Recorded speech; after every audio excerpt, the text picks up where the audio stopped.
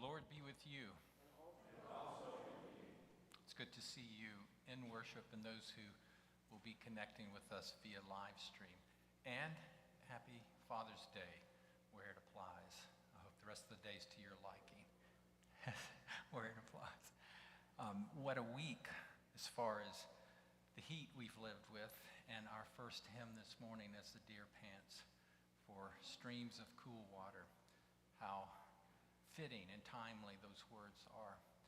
So I invite you to let go of things that might drag you back and might remind you of those hot days, that we may receive God's presence in this hour and our presence in the presence of our neighbor in worship.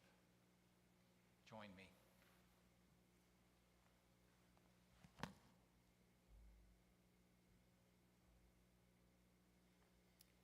Please stand for the call to worship. As the deer longs for streams of water, so our souls long for you, O God. Our souls thirst for you, the living God. Send out your light and your truth, and we will follow your lead. Illuminate our path as we seek to walk humbly with you. By your Spirit, speak to your church. Your children are listening. Speak to our hearts. Our hope is in you, our Creator, Redeemer, and Sustainer. Please join me in prayer. Dear God, our Father, as we gather to worship, the words of the psalmist echo our desires. Oh, send out your light and your truth. Let them lead me. Let them bring me to your holy hill and to your tabernacle. Then I will go to the altar of God, to God my exceeding joy, and on the harp I will praise you, O my God. Amen.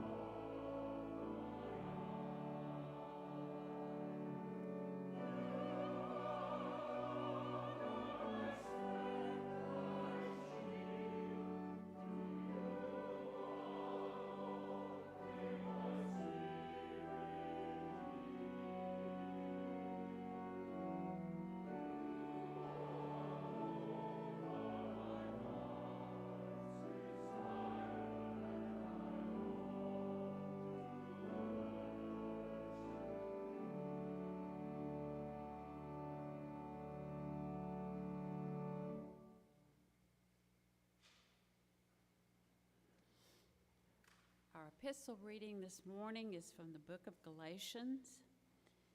If we by the Spirit, let us also keep in step with the Spirit.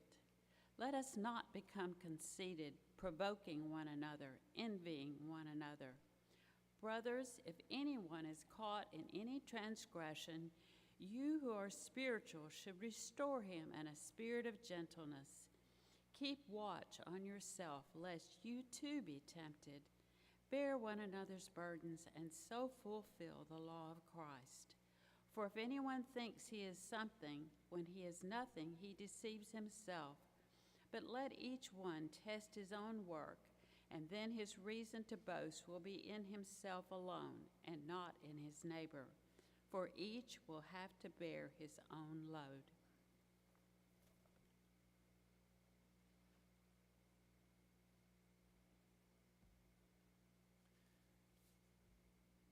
The gospel lesson this morning is a bit longer than what the order of worship indicates. There's a typo. I'll begin reading with the 26th verse through the 39th verse, Luke 8.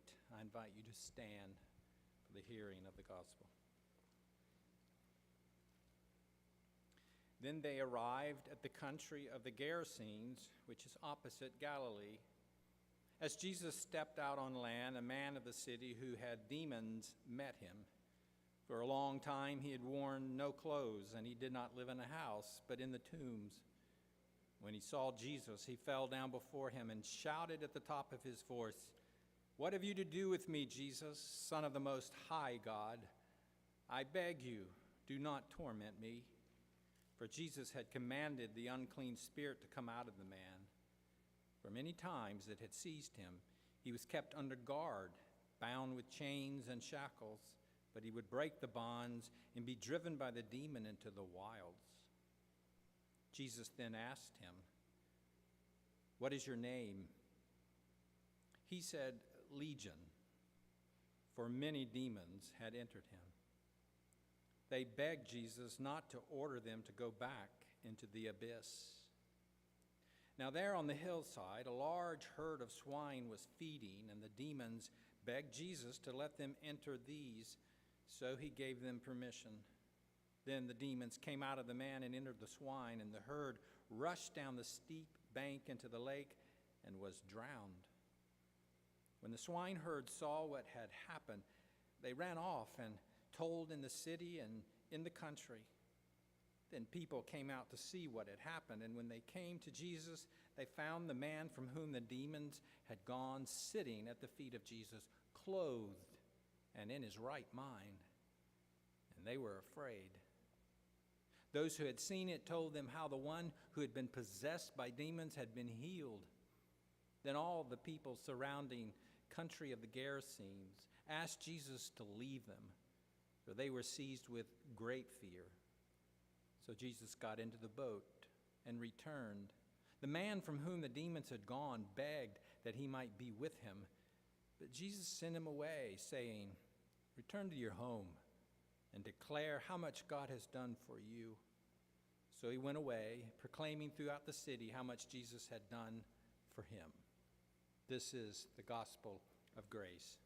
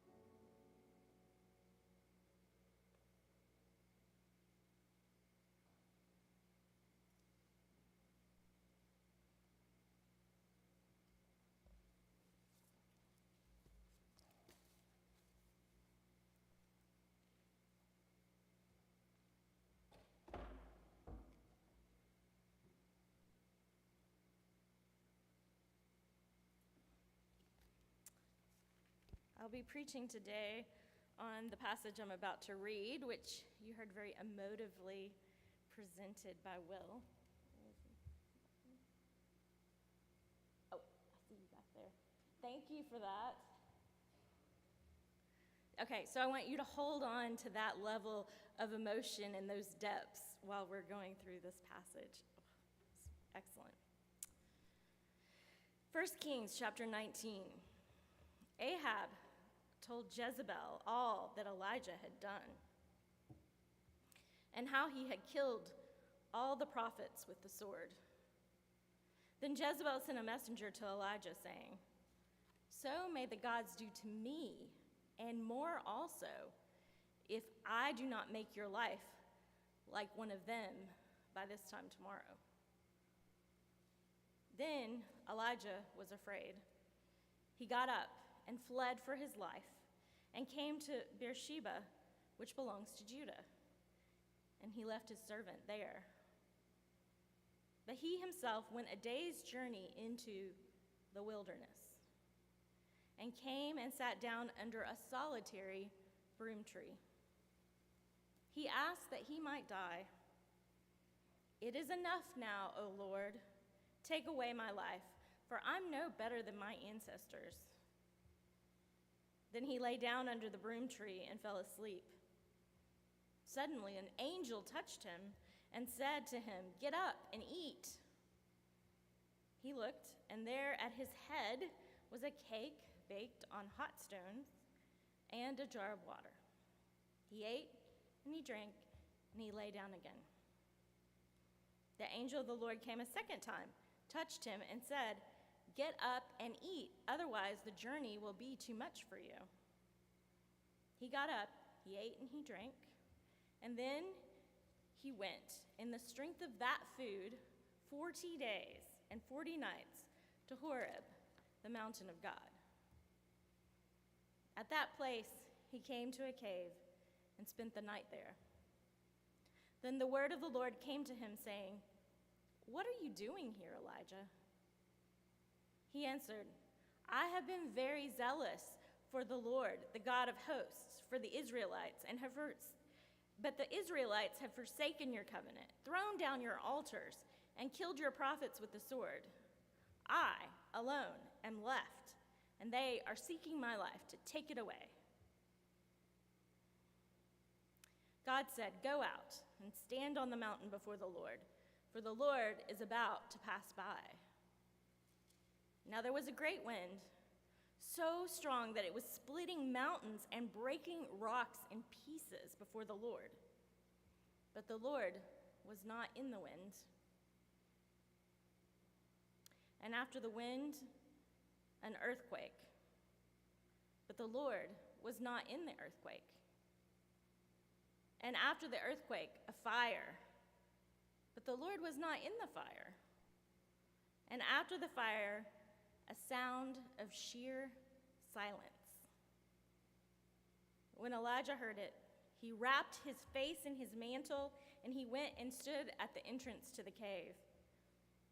Then there came a voice to him that said, "What are you doing here, Elijah?"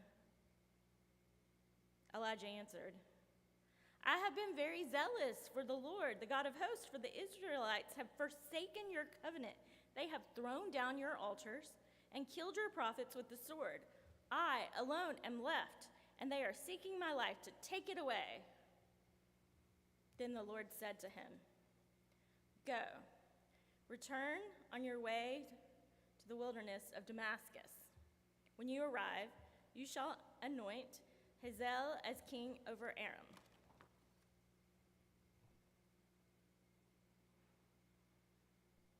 Have you ever met someone who is adept at snatching defeat from the jaws of victory?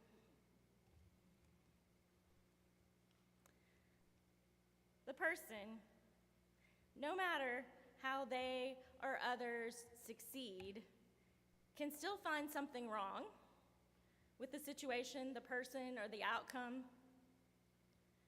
My college mentor once described his childhood to me with this story. One Christmas, family gathered around the Christmas tree. We opened presents. I received 2 shirts from my mother as a gift. After finished opening presents and prepared for the meal, I went upstairs to change. I put on one of the 2 shirts that my mother had given me and promptly came back down the stairs. My mother looked up and said, "What, didn't you like the other one?" When we encounter Elijah in today's passage, he is running from Queen Jezebel's threat against his life. He takes shelter in the wilderness, the same kind of place where the Exodus generation had to reckon with their relationship with God, and where Jesus wrestles with Satan's temptations. Something is going on with Elijah. He is busy snatching defeat from the jaws of victory. At this point in the story, it would be logical to assume that Elijah's distress must stem from some sort of defeat, or at least a major setback, something worthy of his current outlook on life, which is a longing for death. In verse 4, he asks God to die, saying, "It is enough now, O Lord, take away my life, for I am no better than my ancestors." Hear and feel the depths of that cry, as Will so beautifully sung for us earlier. Like the Exodus generation, Elijah wishes to die in the wilderness. He does not expect to see the promised land.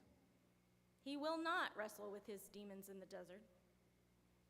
He will not pass go. He will not collect $200. He is done. Elijah is inconsolable, depressed, and wishing to die. What has brought this mighty prophet to this place?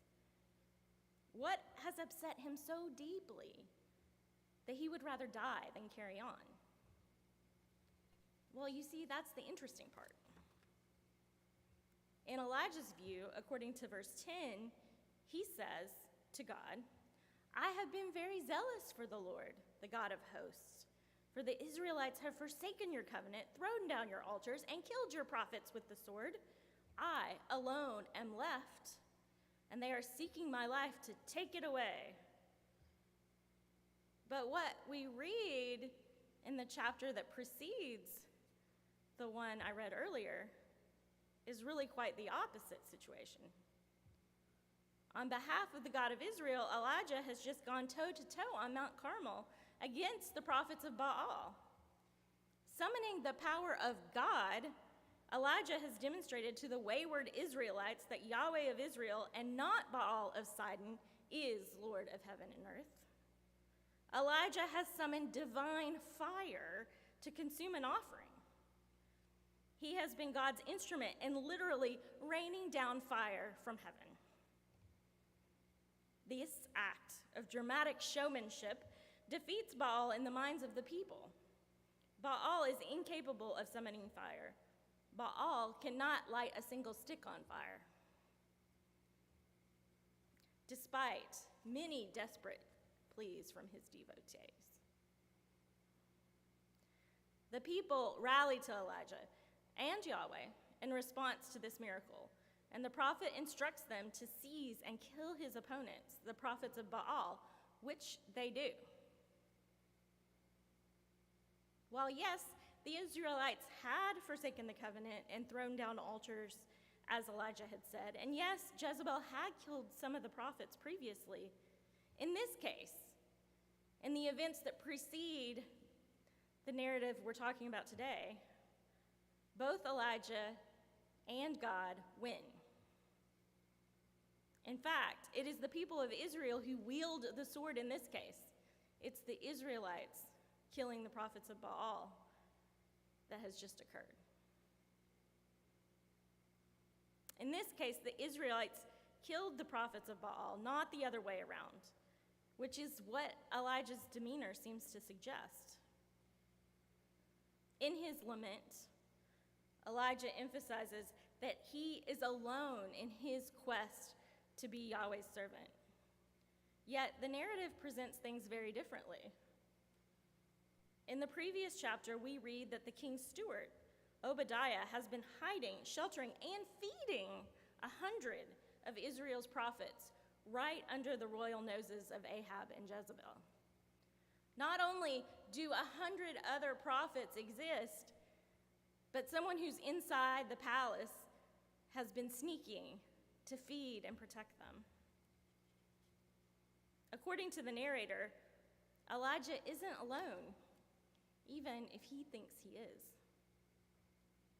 Moreover, later in 1 Kings 18:18, God will speak to Elijah and confirm that 7,000 faithful Israelites have remained loyal throughout Ahab and Jezebel's reign.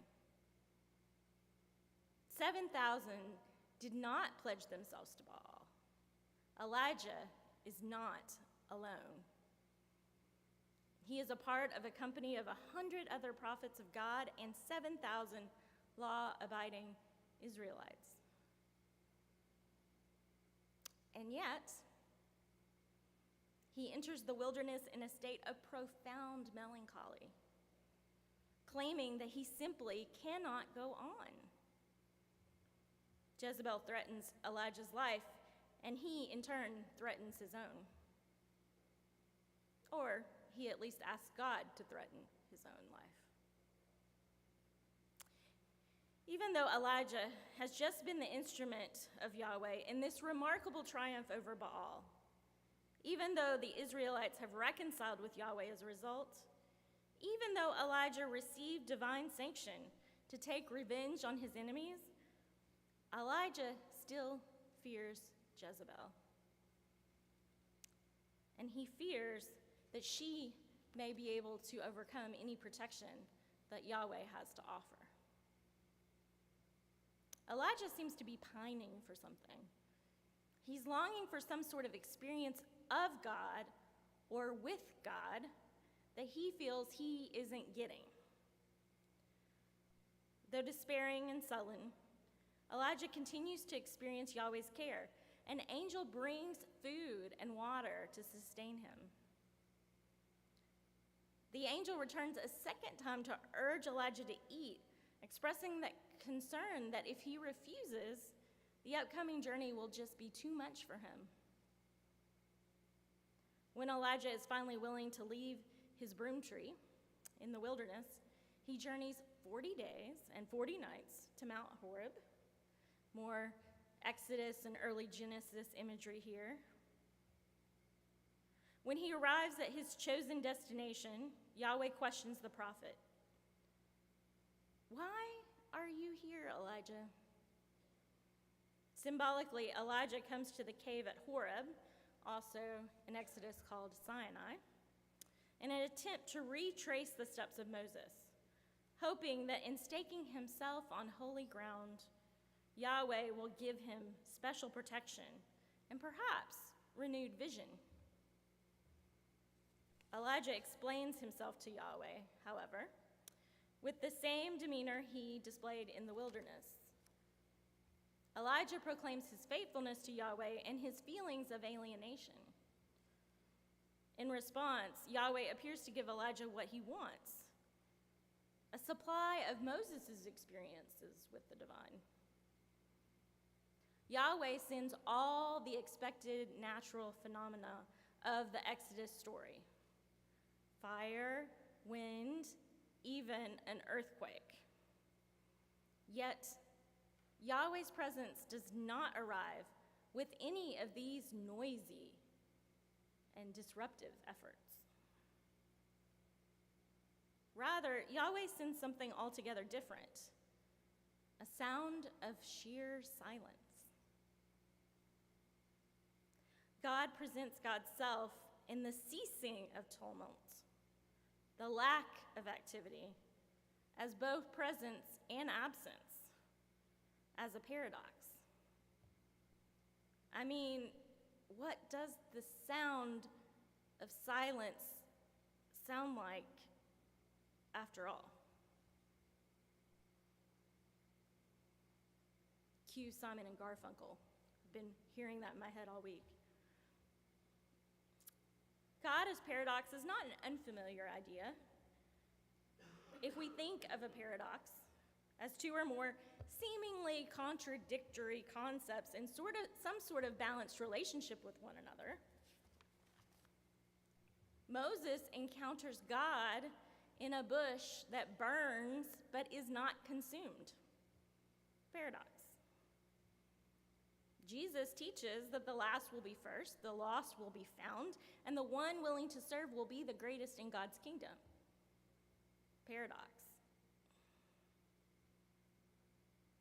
Scholars hypothesize that Elijah comes to Horeb in order to retrace the steps of Moses.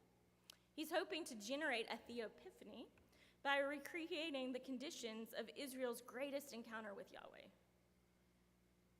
Elijah wants this experience so badly that as he moves to the entrance to the cave, he covers his face as a precaution against seeing some aspect of God in the face, as Moses had. Yet God's intentions for Moses are not necessarily God's intentions for Elijah. Yahweh repeats the earlier query, "Why are you here, Elijah?" Only to be met by a repeat of Elijah's earlier self-focused lament. He just says the same thing he said before. God is asking, I think, a question of introspection. In more contemporary terms, what are you hoping to get out of this encounter, Elijah? Elijah, seemingly having a hard time getting perspective on his situation, repeats his earlier answer. He doesn't seem to know more than to just say the same thing over and over again. Elijah has been faithful, others have not. Elijah has seen his colleagues die around him, and he may be next. He feels like the very last of his kind. He is bearing a heavy burden, and it is real. It's palpable. You can feel it. Though God has worked a great victory through Elijah, though God's abundant provision has been evidenced in Elijah's life, he's defeated Baal's prophets and inspired many Israelites to return to God. Elijah can only see and feel scarcity.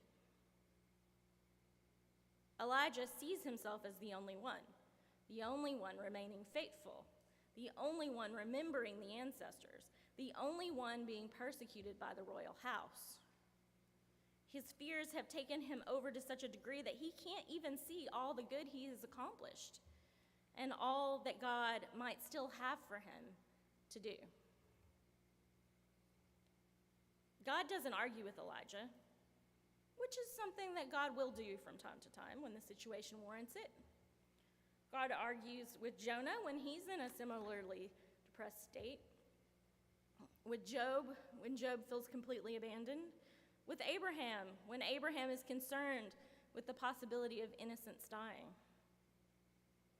Instead, Yahweh gives Elijah a series of commissions.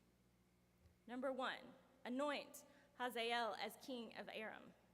Number 2, anoint Jehu as king of Israel. And number 3, anoint his successor, Elisha. God presents Elijah with the possibility of meaningful work to do, companionship for his journey. He's not going to be alone anymore. He's got a successor to train. And the possibility of new royal leadership to replace those who are currently threatening his life. Elijah sees a world of scarcity, while God wants him to see a world of abundance. God tells Elijah, leave your current location. He's in the wrong place. He's not going to find what he came looking for. God tells Elijah, you still have important work to do. The divine work is still taking place, and Elijah still has responsibilities within that work. There are still enemies that need to be defeated. And God says, "You are not alone. There are faithful that remain. They may be a smaller group than you would like, but God tells Elijah he has to focus on the ones who have been faithful, not on those who have been faithless." Elijah's turmoil in this narrative reminds us that too often we can dwell on the complications, the obstacles, and our isolation when facing a problem. But God reminds us that there are paths through the wilderness. There are routes around obstacles, and that we are never, ever alone. We have God, and we have each other, which may sometimes feel precarious, but God promises that it is sufficient. In this story, I think Elijah is suffering from a bit of over-excessive nostalgia. He's seeking continuity with the past instead of looking clearly at the present. Why? I think that we turn to the past as humans, or at least we turn to an idealized form of it as a supposed kinder, gentler time when we find the present too painful to handle. This seems to be a very human response to a very common human experience. But taken to its extreme, I think it can also warp our perspective of both the past and the present. Maybe even the future. When we begin to get lost in a kinder and gentler past, we have to ask ourselves, this past that we remember, for whom was it kinder and gentler? Many times, this imagined past doesn't live up to the reality behind our narratives of it. In Elijah's case, he tries to reenact the experience of Israel with God during the wilderness wanderings. But he's forgotten all the vexation that accompanied that experience. How frustrated Moses was with the people, the creation of the golden calf, the people's constant complaining, their hoarding. Moses got to see some reflection of the face of God, but he never made it to the promised land. Elijah is remembering a past that can't quite live up to his imagining of it. When we, like Elijah, get caught up in nostalgia about the past, we forget all the struggles that shaped the past into becoming our present. When we get lost in nostalgia, we give into a mindset of scarcity. We limit good to the past because we are afraid of changes happening in the present. What if there isn't enough for everyone? What if I'm left out? Questions surround us. We tend to become reactive in these situations, and we think that the best way forward is to protect me and mine, or us and ours.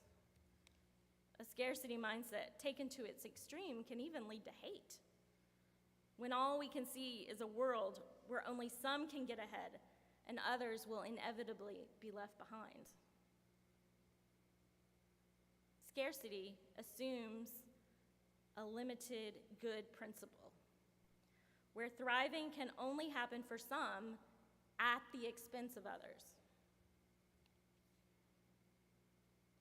However, the kind of world that Jesus talks about, the kind of existence described in the parables as the reign of God, is a very different kind of place. A place where everyone has enough because everyone is willing to share something. I suppose that one could argue that this approach is naive about how the world really works. If only we would just share, everyone would be okay. But I, for one, believe that what the gospel tells us to do is to operate according to a kind of divine naivete, acting as though the world could be different, and creating pockets where the world does become different. Maybe all we can hope for is pockets. But I rather like pockets. They're both practical and decorative. So, let's learn from Elijah. Let's not isolate, except for the appropriate social distancing. Let's not operate according to a scarcity principle. Let's imagine that we could live in a world where we see ourselves as part of God's reign. And in so doing, let's co-create the world as God intends it. Abundant, a world with meaningful work, companionship, and just governance. We have God, and we have each other. So it is sufficient.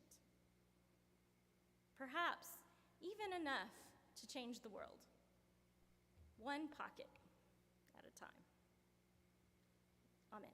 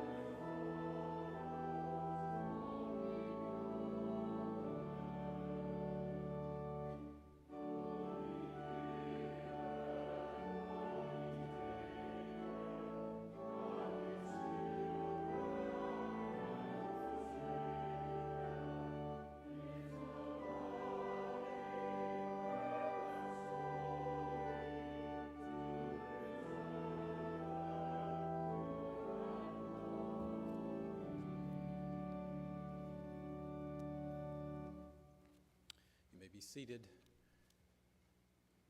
We continue the work of worship as we are intentional about our reflection.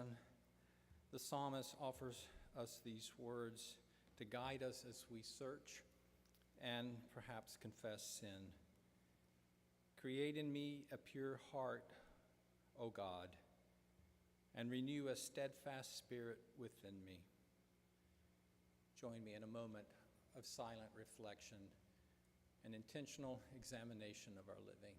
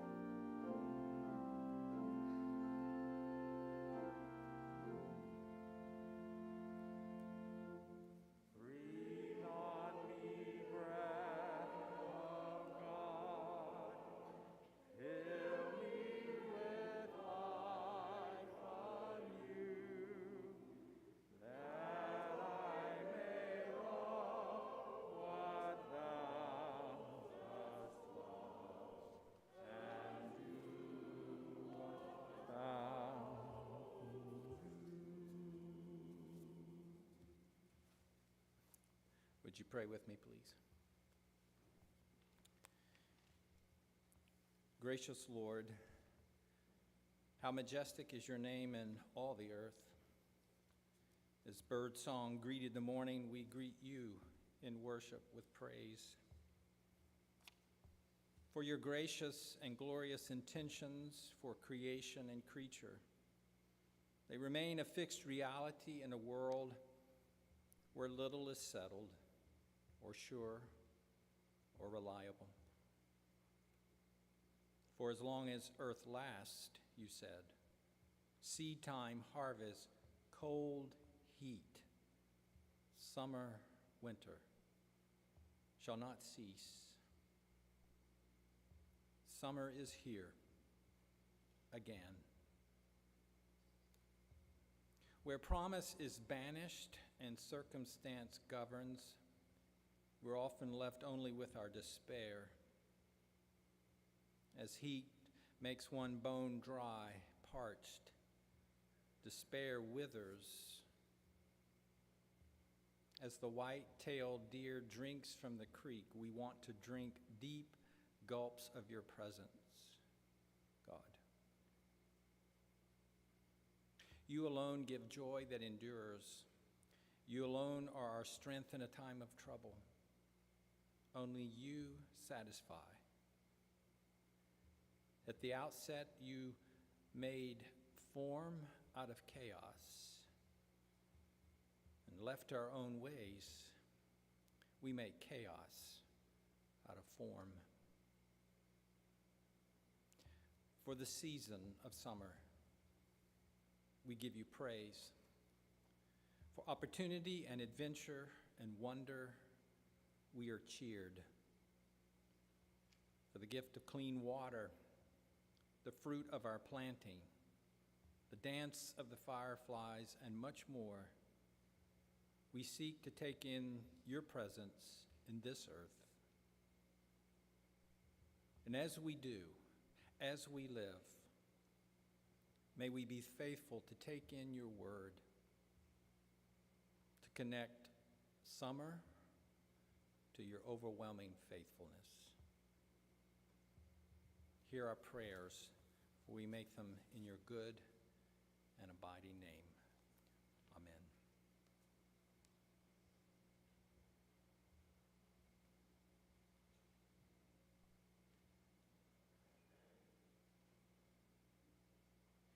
It is good to be in worship with you on this Sunday, and I hope your afternoon and evening to come are delightful, just what you have anticipated. Call your attention to a brief calendar on the back of your order of worship. If you have questions about anything listed there, see me and I'll do my best to get you an answer. As Sonia Higdon makes her way to the pulpit, you prayed for us Monday and Tuesday as a group of 10, traveled to Bremen, Kentucky, and worked on 2 different houses.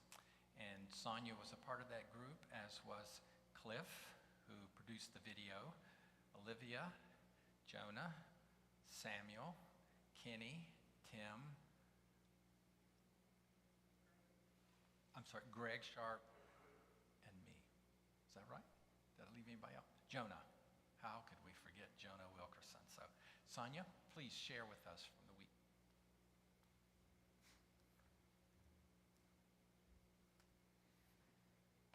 As Pastor Stephen just said, on Monday morning at 6 a.m., 8 of us met at church to make the drive to Bremen, Kentucky, to be joined by Kenny and Tim upon our arrival. Many of you have already seen the video produced by Cliff Vaughn. If you haven't checked that out yet, I encourage you to do so. I looked up the population of Bremen on Wikipedia this weekend, and it's smaller than I even thought when we were there. It's a tiny town near Central City, Kentucky, with a population of fewer than 200. And on December 10th, 2021, a tornado, the same one that hit Mayfield, made its way through Bremen and killed 12 residents, several livestock, and wiped out several homes and buildings. We ended up working on a property that had 2 houses, and it turns out that the owners of the property are the parents of a coworker of my husband, Jonathan. So we had a great time getting to know them a little bit. Not only was every structure on their property destroyed, houses, sheds, etc., but they also lost in a fairly small area in their front yard over 170 trees. They said that they'd never been able to see the road from their house before, and it was a clear shot when we were there. In the 2 days that we were there, we got to know the Vincents, we heard their stories, we grappled with the magnitude of the devastation in the community, we got to know the mayor and his family as they provided lunch for us and checked up on the work we were doing, and we worked hard and we sweat a lot. With the guidance of our experts, Tim and Kenny, we built shelves in a barn, framed out doorways, reframed some of the interior that was done incorrectly, and I think we all walked away with a better appreciation for siding that's well done. Having removed and reinstalled vinyl siding on a couple sides of the house. I want to thank you for all of your support on this trip and the previous trip to Mayfield and the work that's being done in Kentucky for their recovery. A lot has been done in 6 months, but there's still a whole lot to go. Much of it wouldn't have been possible, at least not this quickly, without the manpower and labor provided by volunteer groups. And I'd ask you to continue to pray for the mayor, who's helping to coordinate and oversee a lot of these efforts, the residents, and all of the groups that have and will continue to provide support financially, through expertise, and with labor. Thank you. Thank you, Sonia. Greg Sharp shared with the group that at the end of the day, Tuesday, Barry Miller, the owner of one of the homes, came to him and said, "You don't know what it means to us that people care."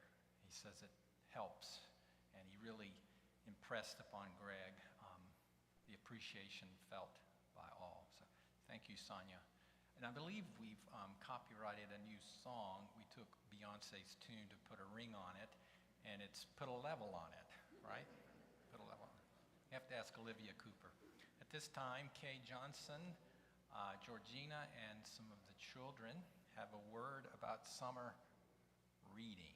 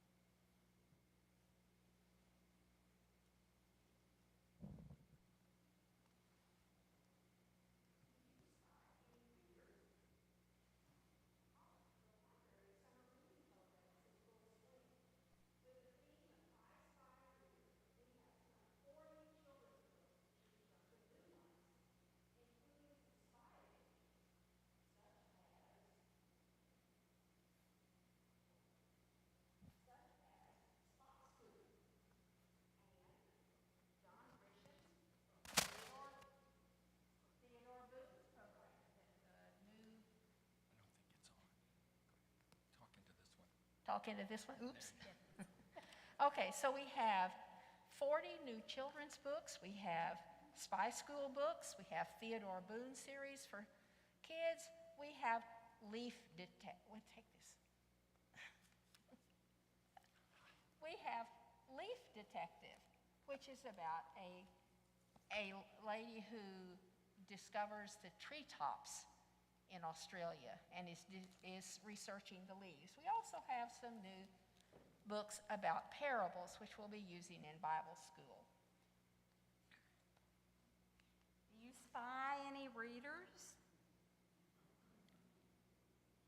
Children can come by the library, pick up a yellow instruction card, or you can pick one up here. I'll put them on the pew in the front. Then they can sign up. Once they have read and returned their books, they can have the title put on a paper book-shaped paper thing to put on our bulletin board right outside of the library. Then you may come by and look at all the books the children have read and investigate their progress. In August, we will reward our readers. The rewards include bookmarks, new paperback books, and even some spy supplies. Do you spy any readers? I think I do.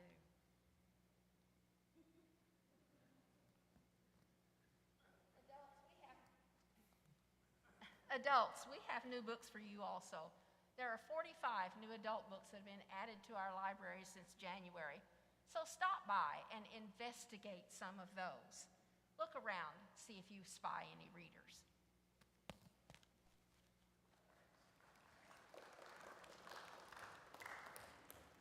Excellent. And yes, Bill, you can sign up to be in the reading. Get you a little name tag up there. Good job. Georgina and Kay, your leadership with our church library is exemplary. It's time to gather our things and return into the world where we're called to be God's people. Would you stand as we sing our concluding hymn?